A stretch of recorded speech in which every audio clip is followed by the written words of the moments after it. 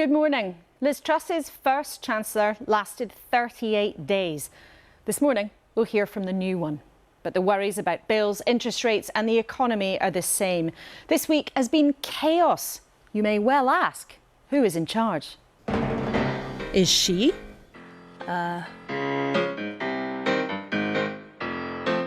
We need to act now to reassure the markets of our fiscal discipline. He's certainly not anymore. Should the Prime Minister go next, Mr Kwarteng? Kwasi Kwarteng got off the plane to get sacked. Is the Prime Minister next, Mr Kwarteng? Do you have any faith that you'll be able to restore the financial markets, sir? Is it him, the fourth Chancellor, in 4 months? His first act was to ditch Liz Truss's plans. We're not going to be able to cut taxes as quickly as we wanted to, and some taxes will have to go up. Or are we all now at the mercy of the mighty markets? Don't prolong the pain. You wouldn't be the only one to wonder what on earth is going on. Oh, it's a great pleasure. Anyway. So we've one big question this morning. Who is really in charge? This morning we'll hear from the man tasked with saving the economy and Liz Truss's premiership, her new Chancellor, Jeremy Hunt. And as Labour keep hold of their huge lead in the polls, we'll hear from the man who wants to be in charge of business in this country, the Shadow Business Secretary, Jonathan Reynolds. And we'll hear from the husband and wife team who designed the first COVID vaccine, Pfizer-BioNTech's professors Ura Shaheen and Özlem Türeci, who say a cure for cancer is within their grasp. And joining me on the panel throughout the programme is the chair of Tesco, John Allen, the trade union Unison's General Secretary, Christina McAnee, and the former Health Secretary, now on the backbenches, Matt Hancock.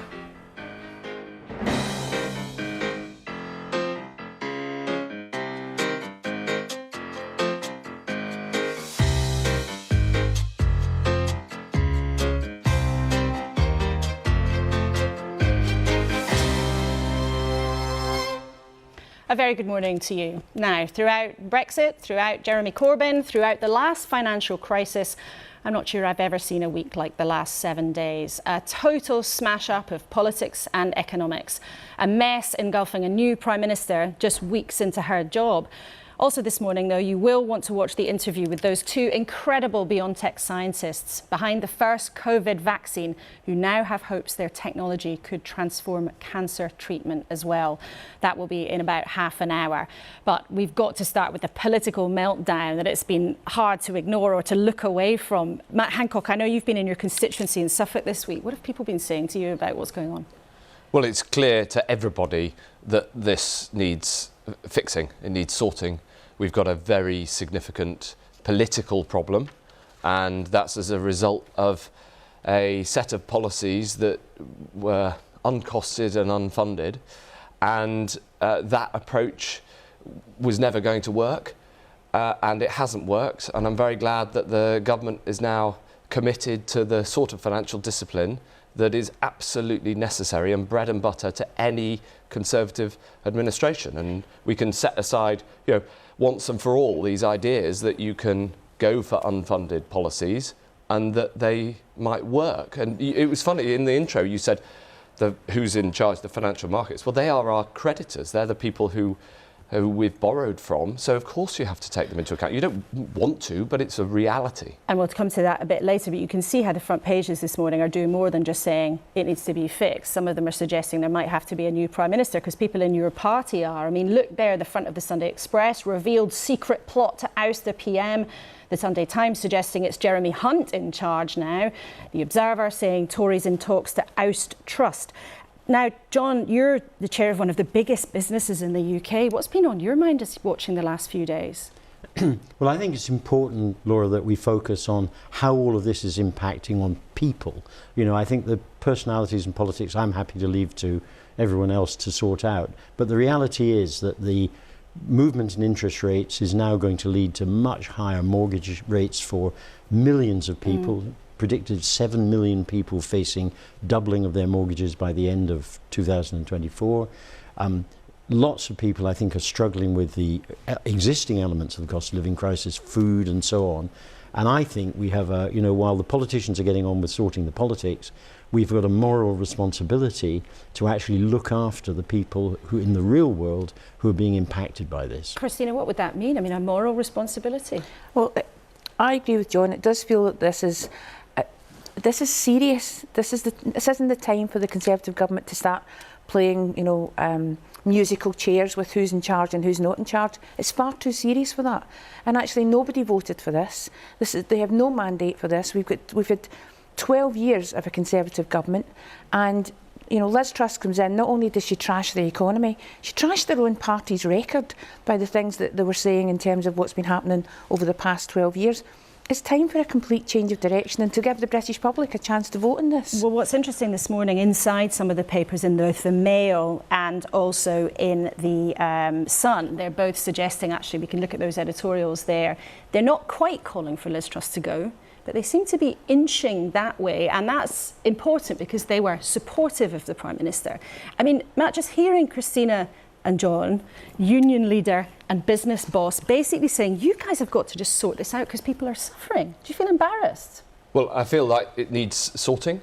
I think there have been signs that things are moving in the right direction. We're going to hear from Jeremy Hunt later.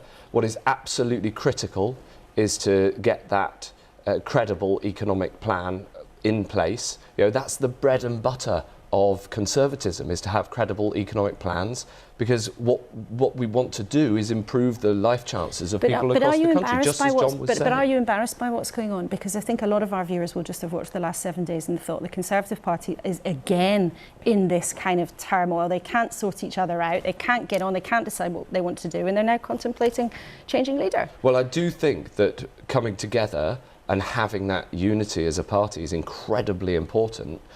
So you won't hear me saying things like that we need to get rid of the Prime Minister now and all of that. What I think is that we need to get the plan in place and we need to bring the party together behind that. But to get unity, you need to earn unity, and that takes leadership, and that is what we're going to need through tough times. We'll talk to you more about that later, but Christina. So this isn't about the Conservative Party, this is about the country, and that's the problem we've got at the moment, is the Conservative Party are only concerned with how will they survive the next election, how will their reputation look. I mean, basically they've lost the reputation of being, fiscally competent. And now is not the time for them to continue to play games. We need grown-ups in charge of the country, and that, is not, at this point in time, not the people who are in charge of the Conservative Party. Well, tons more from you guys a bit later in the programme, but we've been meaning to say for a while, we've had a few things on this programme. If you want to get in touch, we would love you to. You can email us at kuenssberg@bbc.co.uk. We'd love to hear your ideas, thoughts on what they're all arguing about. And on social media, you can use the hashtag BBC Laura K. And if you're one of those people who likes to know what everyone else is thinking and get analysis as we go along, the BBC News live page is there for you. You can see the address at bbc.co.uk/news. Now, in a moment, as we've said, we'll hear from the Chancellor. Yep, the fourth one in 4 months. The man who's trying to salvage the government's reputation. But before we do, so much has happened this week. Your head might be spinning. I think mine has. So buckle up. Let's remind ourselves what has been going on. It was only on Wednesday that Liz Truss went to see King Charles after Prime Minister's questions to be greeted with this. Prime Minister, Your Majesty. Your Majesty, lovely to see you again. Oh, it's a great pleasure. Anyway. Since then, things have gone from bad to worse. On Thursday, Kwasi Kwarteng went to Washington for a meeting of financial leaders just as his plans were taking a battering from the markets. He was sure, though, he was staying put. You'll be Chancellor and Liz Truss will be Prime Minister this time next month. Absolutely 100%. I'm not going anywhere. But that night, he was summoned home on a flight to be sacked in person.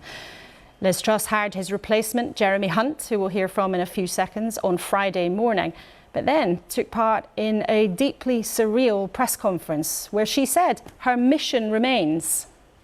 Well, my priority is making sure we deliver the economic stability that our country needs. That's why I had to take the difficult decisions I've taken today. The mission remains the same. Does it? Really? When the Chancellor has junked so much of her plan? Well, I sat down with the new occupant of number 11 and asked him who's really in charge. Well, I was pretty surprised, to be perfectly honest. I've been pretty happy on the backbenches for the last few years, but I'm in public service. There is a very difficult job to be done right now, and I talked it through with the Prime Minister, and I wanted to check that she was happy that I'm totally honest with people about the challenge, and we are going to have to take some very difficult decisions, both on spending and on tax. Spending is not going to increase by as much as people hoped, and indeed we're going to have to ask all government departments to find more efficiencies than they planned.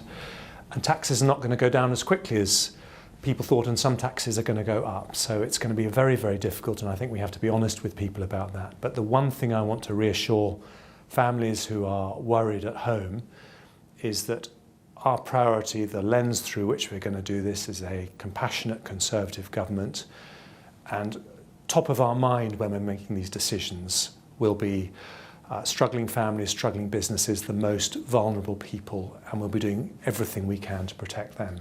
I mean, it feels that the financial markets have been pushing the government around. Do you think they're holding the UK hostage?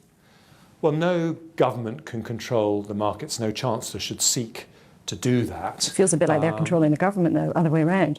Well, there is one thing we can do, and that's what I'm going to do, which is to show the markets, the world, indeed people watching at home, that we can properly account for every penny of our tax and spending plans. And I think for people who've got mortgages, who want to know that as interest rates go up all around the world, they're going up by the absolute minimum necessary in this country as well.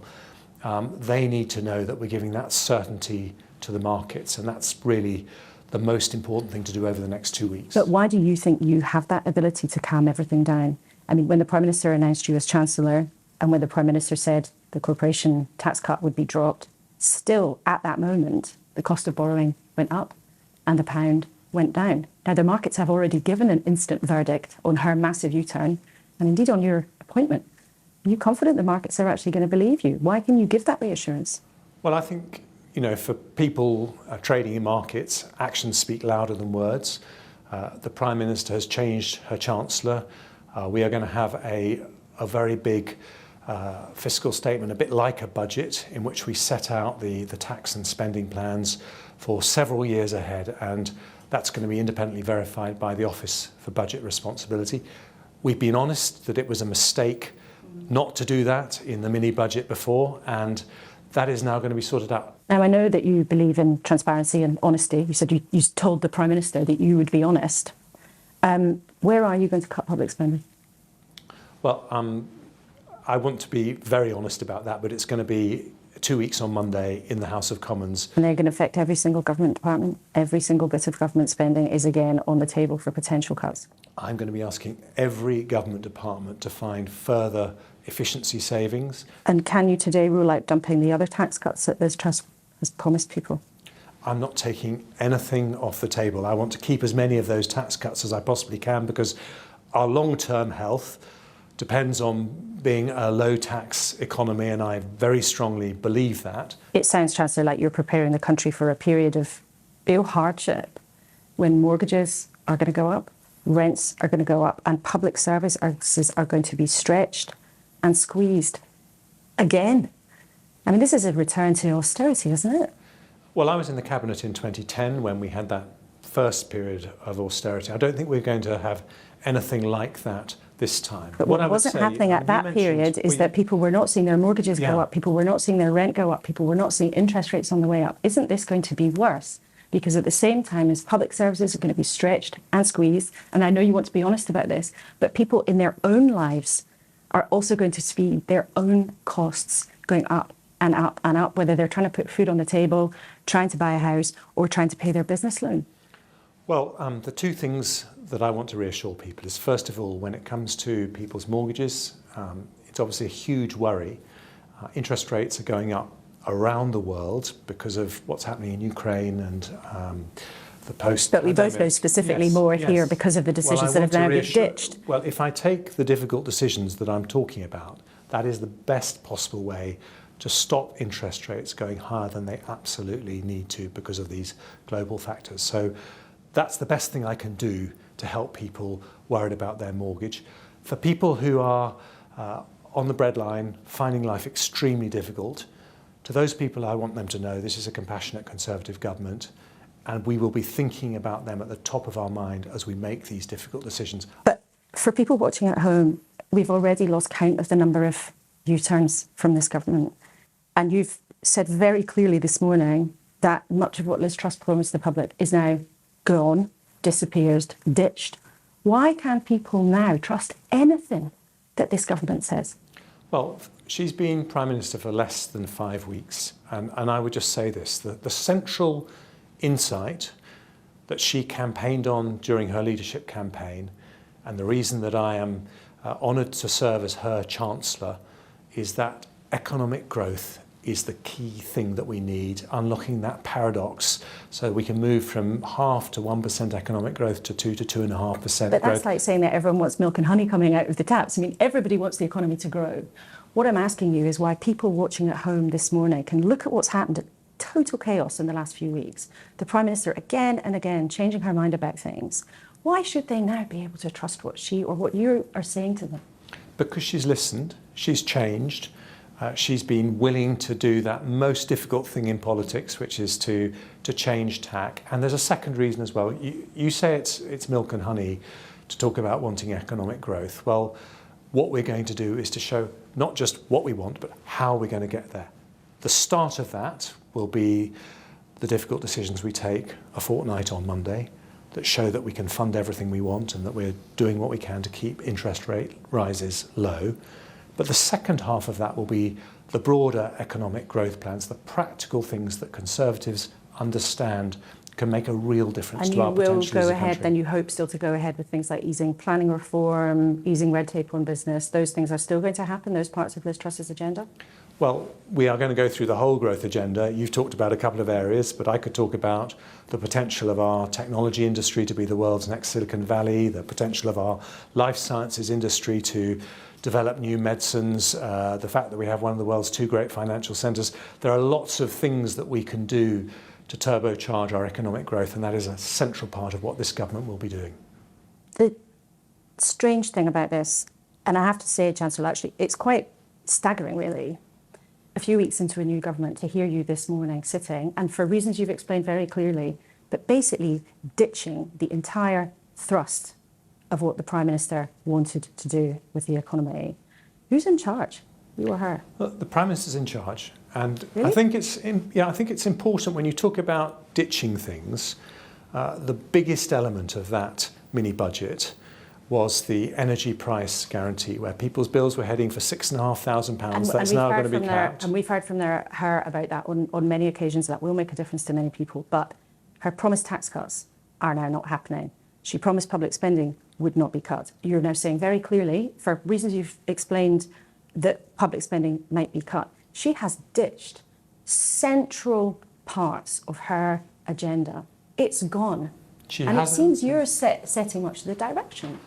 She has changed the way we're going to get there. She hasn't changed the destination, which is to get the country growing. I think she's right to recognise in the international situation, the market situation, that change was necessary, but she is absolutely determined to deliver that economic growth that's going to bring more prosperity to ordinary families up and down the country. But I know, Chancellor, you're not going to sit there this morning and deny that she's had to ditch much of her programme. You've explained why that's happened, but she has ditched much of her programme.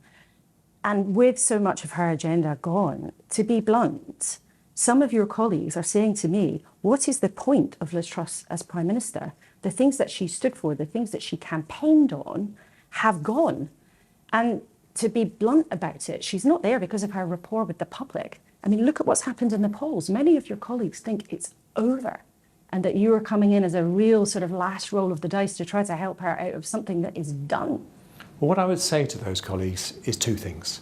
The first is that when I talk to my constituents in South West Surrey, what they want is stability, and the worst thing for that would be more political instability at the top, another protracted leadership campaign. I think that's the last thing that people really want to happen. The second thing I'd say is that when it comes to a general election, when the public give their verdict on this government, they will judge us much more on what happens in the next 18 months than what's happened in the last 18 days. But do you look at Liz Truss in the last few days and think, blimey, there's a confident leader who's got a grip of what's going on in this country? Well, I think she's been under extraordinary pressure. I know how difficult that job is, having seen many prime ministers at close range over many years. But I would rather a prime minister who recognises when things need to change, is prepared to take difficult decisions. To change your Chancellor is a very difficult decision for a prime minister to take. She's been prepared to do that. You saw Liz Truss yesterday, where you spoke to her on the phone. How is she? I mean, you've admitted it's difficult. It's obviously a difficult time.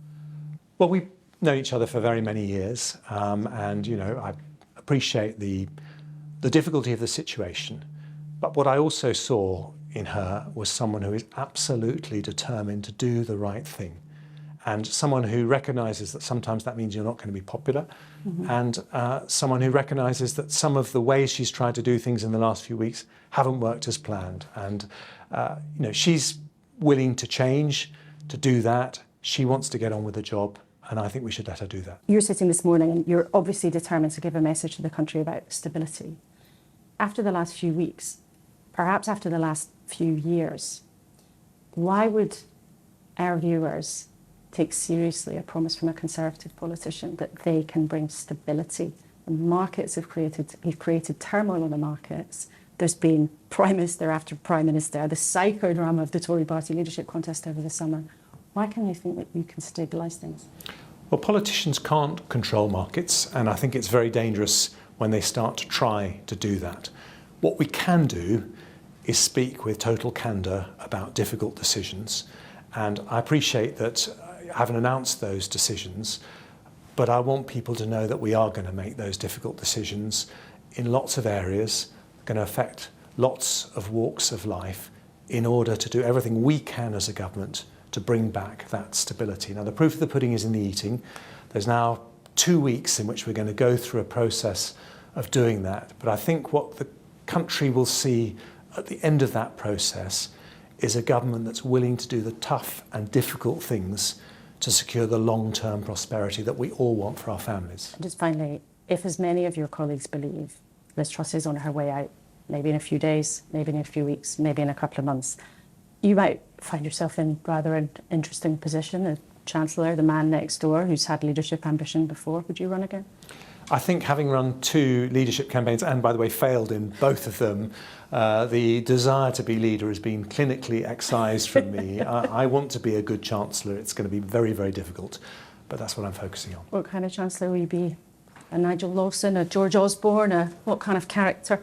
Well, I'd be honoured to be compared to either of those 2 Chancellors, but I think right now what people want is an honest Chancellor. Have they not had that? No, I don't say that at all about my predecessor. He tried to do some bold things.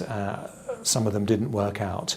But we have a very, very challenging situation, and I think above all, people want candour. Jeremy Hunt, thank you very much indeed. Thank you. Jeremy Hunt, who right now I think is on his way to Chequers to try and find a way out of the crisis with the Prime Minister. Matt Hancock, is Liz Truss the best person in the country to be Prime Minister right now?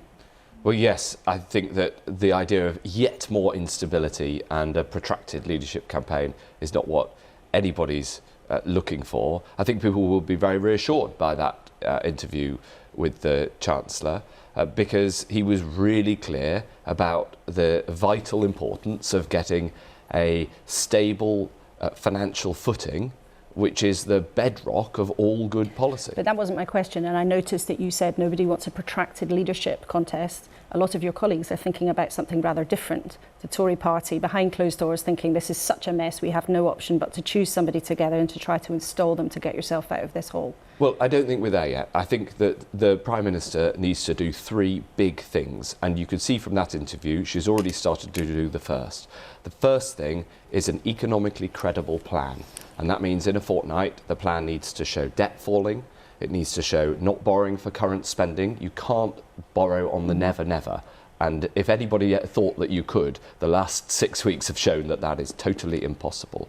The second is she needs to bring the broad Conservative Party into her government. So a reshuffle? She needs a reshuffle, because the reshuffle that she started her administration with, she took the decision, which was respectable but high risk, to only put in the cabinet people who had voted for her, and that means that that's only a third of the Conservative Party in Parliament. There's a huge amount of talent on the backbenches. I'm not talking about me, but there are many others who should be brought into government. The third is she needs to restore trust with the voters, but also not slagging off the institutions that are the bedrock of prosperity. Organisations like the Bank of England, like the Office for Budget Responsibility, like the IMF, you just can't go around saying that they've all got it wrong. But Matt Hancock, that is a long list of demands. Yes, but and also some of your colleagues think that it might be too late. I mean, if you look at the long read inside of the Sunday Times today, with a litany of chaotic, rude, unpleasant briefings suggesting the party is at each other's throats and that somehow her administration is broken. And I note that you said we're not yet at the point of a leadership contest. If Liz Truss does not do those three things that you've just called for, can she stay on?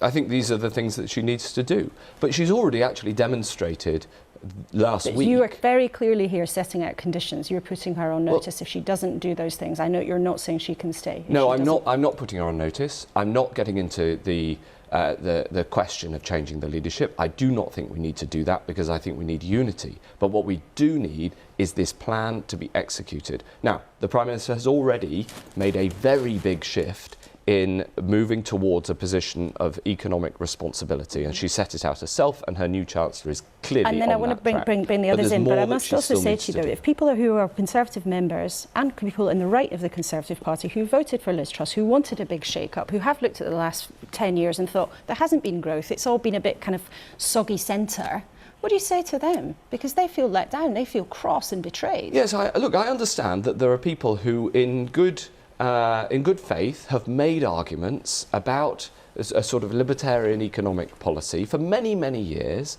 I've always been of the view that you need fiscal responsibility first. Now, we've tested those arguments about economic libertarianism and borrowing with unfunded, uncosted tax cuts. I've always argued against them. It is now self-evident, and for a generation nobody's going to try that again because it didn't work. Failed, because you have to maintain the confidence of the country, of the financial markets, of the parliamentary party in order to govern. And so therefore let's get to the core economic values of all conservatism, which is that you put responsibility first and you allow people to build prosperity. I'm not sure it actually would represent all Conservatives. I think some people might disagree. But anyway, there's tons to talk about. Christina, we want to talk about what you're involved in as well. But first of all, I noticed during some of that interview, your eyebrows were shooting up to the heavens. What was on your mind? I was just thinking we don't need to have a protracted leadership election. We should just call a general election. But they're not going to do that, though, are they? Is it realistic for people on the left to be calling for an election? How can she stay on as Prime Minister? I mean, she's fatally damaged. She has no credibility. How she can distance herself after sacking her Chancellor, who the two of them worked in tandem to present this ludicrous, huge gamble that almost ruined the country. And now she thinks she can stay on as Prime Minister. And I'm sorry, I think the Conservative Party has to, actually tell her that she just can't do that. But John, from the boardroom, do you look to Westminster across from the city and think this government's got any credibility? I mean, it's hard to see it at the moment. I mean, I was encouraged by the interview with the new Chancellor that, we might move into an era of economic responsibility, which were words that Matt used. I mean, the implication of that was, of course, that we had an era of economic austerity. Irresponsibility. But we may have some very hard things coming down the track. But I think there are three absolute imperatives. One, we get to stability because that will start to pull interest rates down and probably start to restore the currency, which is something that's really causing problems at the moment. Two, we actually look after the people who are currently most suffering. I've said that before. And three, that it's not enough to talk about growth. People have got to demonstrate how they are going to achieve it. We've had 10 years or more of poor relative growth. Let's talk about one of those things that you mentioned there, the interest rates. So I want to play to people what the Bank of England governor said yesterday about what might happen next. We will not hesitate to raise interest rates to meet the inflation target. And as things stand today, my best guess is that inflationary pressures will require a stronger response than we perhaps thought in August. Well, that means, John Allen, in other words, they're going up and up and up. What's going to happen to house prices? What's going to happen to people's ability to get a house? It will obviously have an impact on house prices and in the short term on mortgages. But I think if in the long term we create the reality that we have got stability, in the longer term interest rates will come down, which is what we need, provided we have got a government, whichever party it is, that can clearly demonstrate that it's going to be different in the future than it's been in the last 10 years. We have slipped down the economic. I saw a league table the other day that said, you know, Ireland is now number 4 in terms of GDP per head. We are number 34. You know, we have way underperformed for a very long period of time, and changing that is going to be difficult. Now, I'd like to hear from the government after they've got through the thing at the end of October, very quickly, what's their concrete plan for growth? I think Labour are already starting to set out a plan for growth. They've at least put their ideas on the table, and you'll hear more from Johnny Reynolds. And we'll hear from Johnny Reynolds, the Shadow Business Secretary, in a second. But just, you've acknowledged very clearly, and it sounds like you're very worried, actually, about what a lot of your customers might experience in the next couple of months. But Tesco, I think your projected profit, I think, is around £2.5 billion. I mean, would it be possible for big businesses to maybe absorb more of the cost, to take on more of the pain? We are. We've taken our forecast of profitability down. We're trying down to £2.5 billion. Yeah, it was more than that. But you know, that's on over 50 billion of sales. It's under 5%. There are a lot of businesses that are more than that. We're doing the very best we can for our customers to hold down prices. We're doing the very best we can for our colleagues. We're the largest private sector employer in the UK, over 300,000 people. We've just had another wage increase for the people on the shop floor because we recognise that they are really being adversely impacted. Well, let's talk about pay then. So, Christina, you are balloting your members at Unison, more than 1 million people, for the possibility of strike action. And there's a lot of worry about more disruption. Sharon Graham, one of your union colleagues at Unite, talking about the possibility of coordinated action. It's on the front page of the People newspaper this morning, talking about maybe 1 million people going out on strike this autumn. What's going on? Well, I mean, I genuinely think strikes are a symptom of a problem. They don't cause the problem, they're actually a symptom. And this talk about, you know, it's the trade union, I mean, even the rhetoric we get, you know, trade union barons and all this, it's people who take strike action, and they do so once they've jumped through loads of hoops because we have very strict legislation. But what is it you're asking for then? So we're asking for pay to keep pace with inflation, or at least to give people a decent pay increase that means they can live. I mean, John's already said, him and I know several other of the big retail organisations have given people 2 pay rises this year. Well, my members who work in the NHS, the nurses, the physiotherapists, the cleaners, the healthcare assistants, have been given £1,400 flat rate. That's nothing for most of them. I mean, if you're in the kind of main band of the main group of sort of professional staff, the nurses, the physios, etc., the ambulance workers, that's about 4% of a pay increase. But is it really what the country needs? I think some people watching this morning will be thinking, this is a really hard time. The last thing that we need are people causing disruption by going out on strike. And you know what, Laura, that would be true if it hadn't been for the past 12 years that we've had where pay has not kept pace with inflation. So pay's been depressed, pay's been kept down. We were told in the first 5 years of austerity we're all in this together. Well, really, what has that delivered for public services? And this idea that that somehow public services are a drain in the economy is so untrue. Public services help to revitalise the economies in local areas, because if you give people who work there money, they'll spend it in Tesco. And just briefly, if you do end up going to the picket lines, if there are strikes across the health service, would you want the Labour Party and the Labour front bench to be with you on the picket line?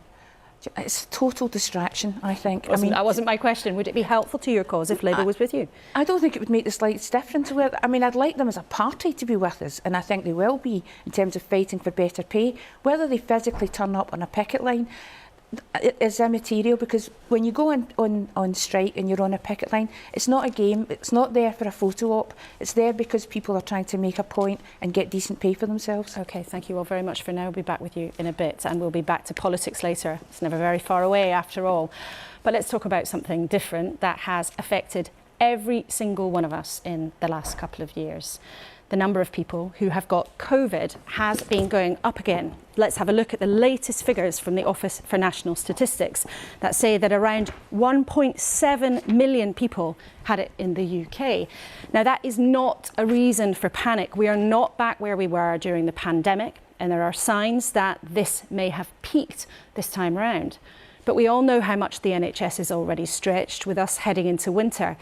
And as we talked about last week on the show, senior doctors have already been warning us to take care when visiting elderly relatives. That's Susan Hopkins, one of the government scientists, who said if you're not well, you should avoid contact with elderly people or those more likely to have severe disease. Yet nearly 90% of us have had 2 doses of the vaccine, and the autumn booster programme is underway. And remember, though, how it changed everything when the vaccines were first discovered. We've been talking to the remarkable couple behind one of the most successful vaccines, Professors Ura Shaheen and Özlem Türeci, who worked on COVID and who still are working on trying to combat cancer.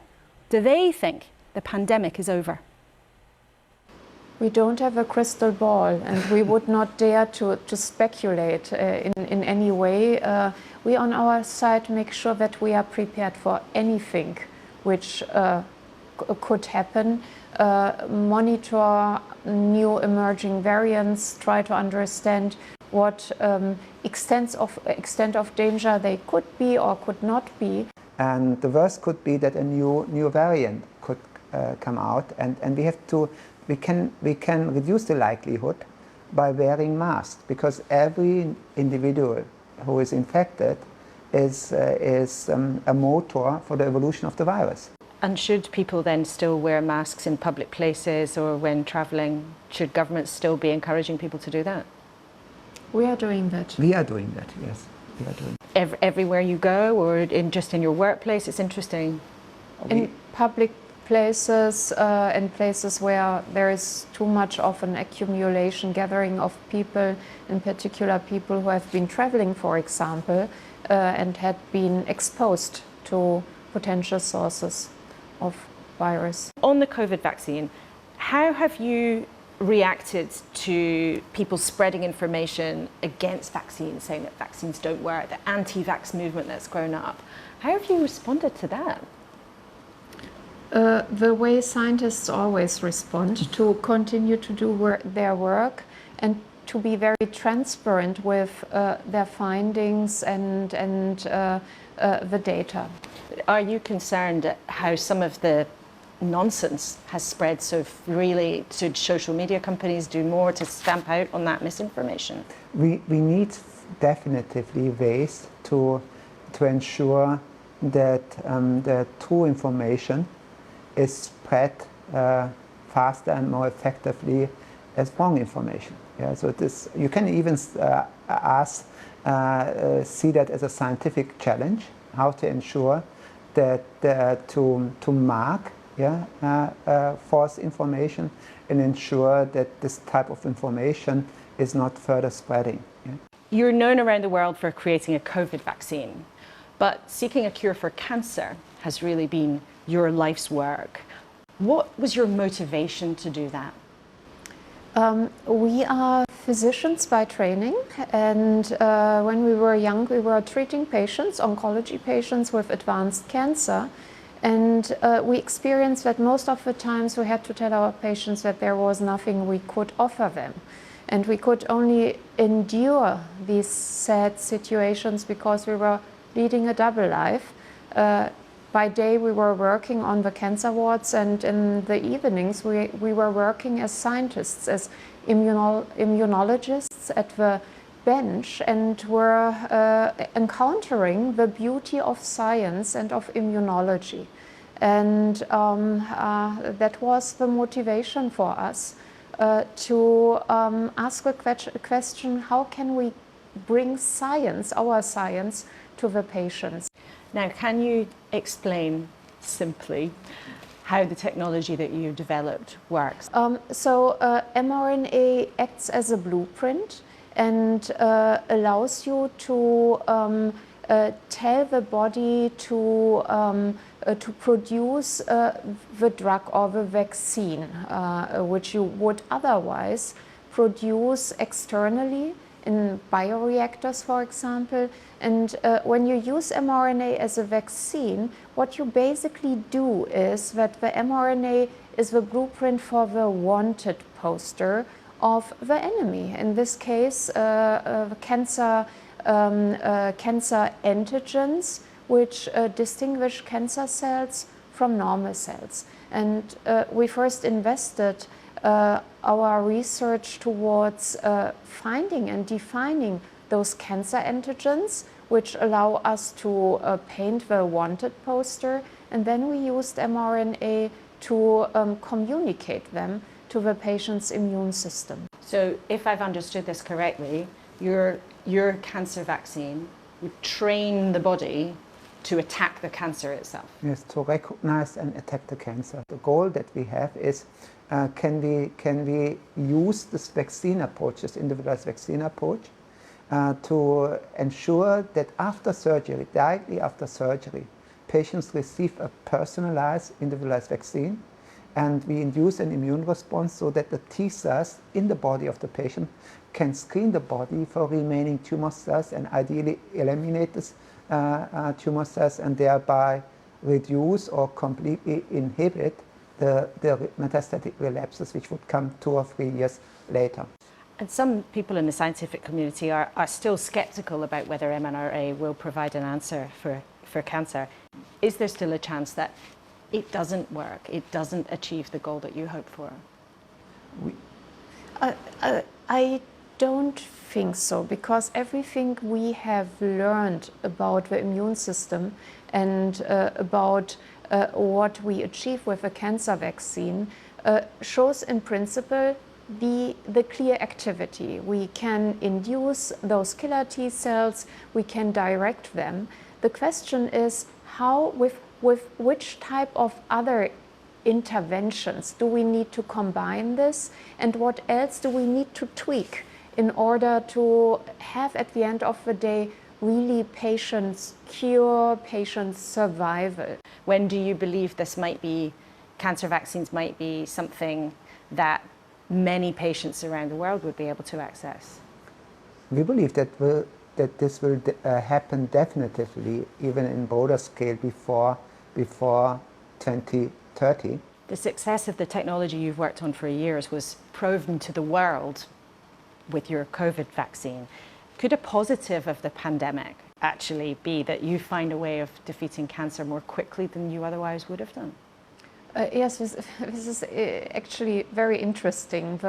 What we have developed over decades in cancer, for cancer vaccine development, has been the tailwind for developing the COVID-19 vaccine, and now the COVID-19 vaccine and our experience in developing it gives back to our cancer work. We have learned how to better, faster manufacture vaccines. We have learned about, in a large number of people, how the immune system reacts towards mRNA. And not only we, also regulators have learned about mRNA vaccines and how to deal with them, so that this will definitely accelerate also our cancer vaccine. And you said before, I asked you, did you feel a cure for cancer is in your grasp?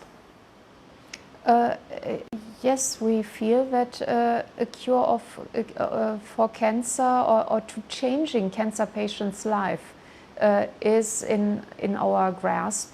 You know, scientists tend to show humility, because nature and biology has so many secrets, and you only find out about them when you enter this unknown territory on which we have been navigating since 3 decades now. Yeah, every step, every patient we treat in our cancer trials helps us to find out more about what we are against and how to address that. Yeah.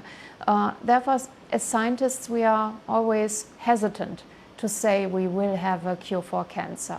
We have a number of breakthroughs and we will continue to work on them. And what's it like working together as husband and wife? Because you are professor and professor, but husband and wife.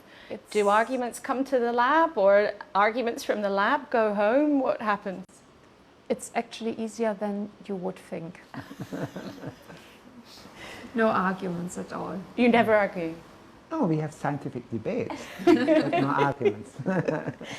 I must also ask you about something else that's happening with a court case.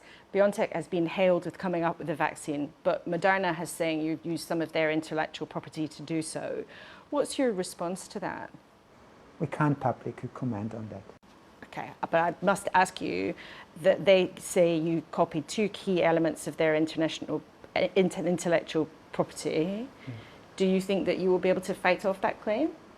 We have made an announcement about this, and I can't comment more than we have already said. Yeah? Our innovations are original. Yeah? We have spent 20 years of research in developing this type of treatments, and of course we will fight for our intellectual property. Okay. Professor, thank you so much for speaking to us. Thank you. Thank you. The remarkable couple behind the BioNTech vaccine. A reminder, there's progress and good, exciting things in the world away from what's going on in Westminster, where the wild Conservative psychodrama has been answered by the public, not just with a dip, but a crash in the polls for the Conservatives. There is a clear pattern, for now, that shows Labour well on track to win the next election, whenever it comes. But is the party doing more than profiting at the Tories' chaos? Well, the man who'd be Labour's business secretary if they win is Jonathan Reynolds, and he's here with us in the studio this morning. Good morning. Good morning. Is the new Chancellor right that the state of the economy is such that there will have to be a squeeze on spending and tax rises? Well, the latest Chancellor, I mean, let's see how long he's in position for. I'm not even sure what this government's economic policy is at the moment. I don't know which bits of the budget still apply, and I don't know what we will hear next week. What I would say is any cuts the Conservative Party brings forward are entirely of its own making, entirely because of its own incompetence. And I would just heed any Conservative MP and ask them, where do they think they're going to find cuts? I mean, look at the state of the NHS, look at the state of the criminal justice system, look at law and order in this country. I don't think they will find that. Now, we can't make decisions, frankly, until we know what the picture is. It's just speculation at the minute. It is clear that the Conservative Party has not just done terrible damage to people's mortgage repayments and to business investment, but to the national finances as well. And of course, precise numbers by where we may be or not in 23 or 2024 when there's a general election, of course, we cannot be sure of that. What we can be pretty sure of, what the people like the OBR, the IFS, all those acronyms, but they're independent, well-respected number crunchers, they are all clear that there is going to be a significant black hole in the country's finances. So I'll ask again, do you accept that there will have to be either a squeeze on spending, potential spending cuts, or tax rises? Look, I can't speculate on that. In our plans, we already have put forward. Look, I need to know that. I need to know what. I mean, there's newspaper speculation overnight as to what the scale of the damage might be, but you've got to know that before you make decisions. But Jonathan Reynolds, that's not speculation about a number here or there. Everybody who's independent, who's looked at the state of the British economy right now, says there's going to be a hole and it's going to have to be filled somehow. So that's a question on principle. Will there have to be a squeeze on spending and tax rises to get us out of this mess? In the plans that we've already put forward, we are always clear where we wish to increase day-to-day revenue, day-to-day spending, we will increase the revenue that comes in to pay for that. So, for instance, we've said we'd abolish the non-dom rule. That will bring in over £3 billion. We have said we'd tax private equity differently. We have said that private schools wouldn't be charities under those are pennies when you look at the scale of this suggestion. If you wish to increase spending, we said we want to increase the NHS workforce, we said we want breakfast clubs for young people, we will always identify the expenditure for that. We are absolutely committed to the fiscal rules that Rachel Reeves has put forward, where we will not borrow for day-to-day expenditure. We do not believe, we have a completely different economic philosophy to this government as to how growth happens, but also how you pay for things. We don't agree with what they've done, borrowing money for tax cuts. And if there's any doubt, it is the fiscal rules that will win out and apply. And to be clear, that is your rule set by your Shadow Chancellor, where basically you're not going to spend money on the day-to-day stuff. We're not going to borrow money borrowing in order to do it. Stuff. We will borrow to invest as part of our industrial strategy, net zero, and getting good jobs in all parts of the I think it's important, though, for the audience to understand where you stand on what the government is actually doing. So there's a suggestion that the government might not cut income tax from 20p to 19p. We heard from the Chancellor, everything's on the table. If they do not cut that income tax down to 19p, will you support that? Well, look, our argument on what they brought forward initially has always been that personal taxation is high because growth has been so poor over the last 12 years. Now, look, we will have to see what they bring forward. Again, we honestly don't know what will happen. We'll have to see what the OBR has said. So we'll have to... You know, Except at your party's conference in Liverpool, Keir Starmer, your boss, said to us very, very clearly that Labour would support cutting that rate of income tax for 20p down to 19p. We would have, because that is absolutely consistent so will you support with everything that we have said. That was before the Conservative Party set fire to the British economy, has caused... But will you tell us whether or not you will support We will as soon as we know what the government is doing and what the OBR forecast is. And we've got to base it on real information, not on speculation overnight. I honestly don't know which bits of the budget still apply as we sit here today. What did Keir Starmer mean when he said yesterday, we should be clear about what fiscal responsibility, we should be clear about what that means? It means not being able to do things, good Labour things, as quickly as we might like. What does that mean? Well, it means that the scale of the damage the Conservative Party has done is evident to personal finances, to business finances, and to the national finances. Now, look, people know, they don't expect a Labour government can wave a magic wand and fix all these problems overnight, and Keir is just being absolutely level and straight with people about that. But what does that mean in concrete terms? It means we can't do everything as quickly as we would like, because there has been a real and lasting impact on the British economy of the incompetence and the disgraceful behaviour of the last 3 weeks. And people know that, but what they want is hope for the future. They want a government that has a real plan for growth, not this trickle-down fantasy that somehow tax cuts for better off people will pay for that. And there is real commitment to public services and to jobs in this country. They will get that from Labour. But people will hear, though, that you're not answering that specifically, but it sounds like that message, what Keir Starmer said, basically is a message designed to say, it's going to be tough, we might have to cut spending and we're going to have to put taxes up. No, it's not about talking about any kind of return to austerity, but it is an acknowledgement. Look, when the last Labour government left office, we were talking about seeing a GP in 48 hours. Now the height of the government's ambition is 2 weeks. You can't turn that round overnight. You can't turn around the delays in the criminal justice system overnight. You can't turn around the problems with, you know, getting the police in your area or responding to crime. But you can have a better plan for the future. You can give people hope for the future. You can make different choices. And that is what people expect from a Labour government, and that's what they will get. But I think I'm struggling to hear you commit to something being very different. So you say you won't tell us whether or not public spending will be squeezed or cut and taxes will have to go up. And I notice you keep saying we don't know what the government is exactly going to do. But if you can't tell us that central question, whether or not you would cut public spending, aren't people going to be scratching their heads and thinking, well, what is Labour really for? No, because first of all, we can be confident the growth under Labour would be higher because it was higher under the last Labour government, and our plans for the economy are about driving up long-term business investment, long-term industrial strategy, fixing business rates, improving our relationship, our trading relationship with the single market, all things that are real and practical changes that will improve things. And where we want to increase spending, we'll identify where that revenue will come from. That is what people expect. And they don't want vague promises. They don't want, you know, a sense that you can just turn around the sheer scale of the damage that has been done, not just in the last 3 weeks, but over the last 12 years. But it does sound like, and people may understand why you don't want to make specific commitments now because there has been so much turmoil, but it does sound like, both by what Keir Starmer said yesterday and what you're saying this morning, is even if you win the next election, people have to understand that it will be a tough outlook, that you will not be able, if you're lucky enough to win, to suddenly do what you would like to. You're not going to turn the taps on and suddenly milk and honey will flow across the land. But no one expects that. They expect a government with a serious plan for growth, which we have. They expect people committed to fiscal responsibility, which we are. They don't expect all the problems to be turned around overnight. Look, the average household is now going to be paying, when they have to remortgage, an extra £500 a month. Of course that has a huge impact on the economy. You can't turn that around immediately. You can't, you know, once you've lost confidence, which the government have lost the confidence of the people who lend money to the government, you can't just turn that around. It takes time to win that back. But I'll tell you this, no Conservative can restore the confidence that the government has lost in the last 3 weeks. It requires a general election and a fresh start and a Labour government to do that. OK, well, they would obviously challenge that, but thank you very much for giving us your views, Jonathan Reynolds. Thank you for coming in this morning.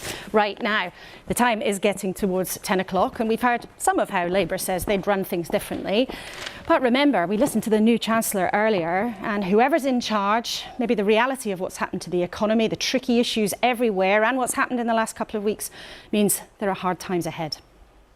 We are going to have to take some very difficult decisions, both on spending and on tax.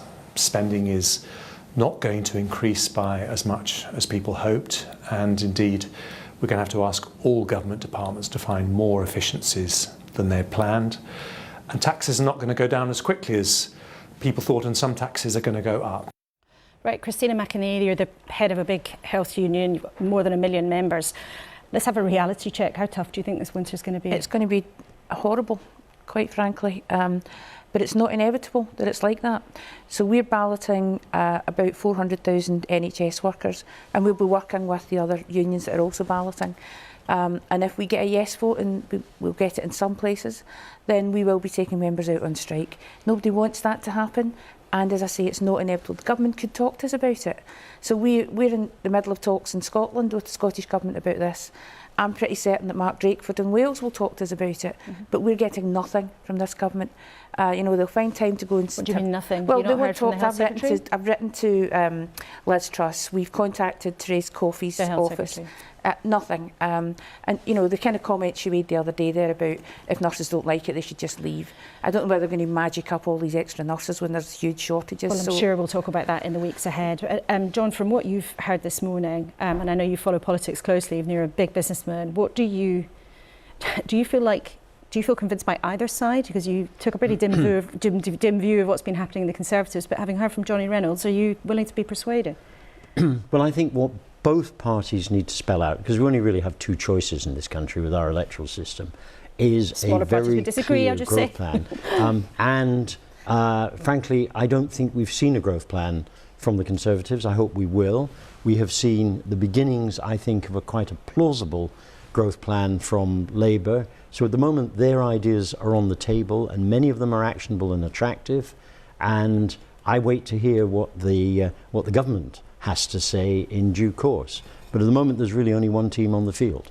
Matt Hancock, final word to you. I mean, are you worried that your party's going to be terribly punished at the next election for everything that's happened? Well, I think it's vital that we sort it out and get ourselves in a position where we can offer hope for the future. You know, you've seen blancmange from the Labour Party and the threat of strikes that would only get worse.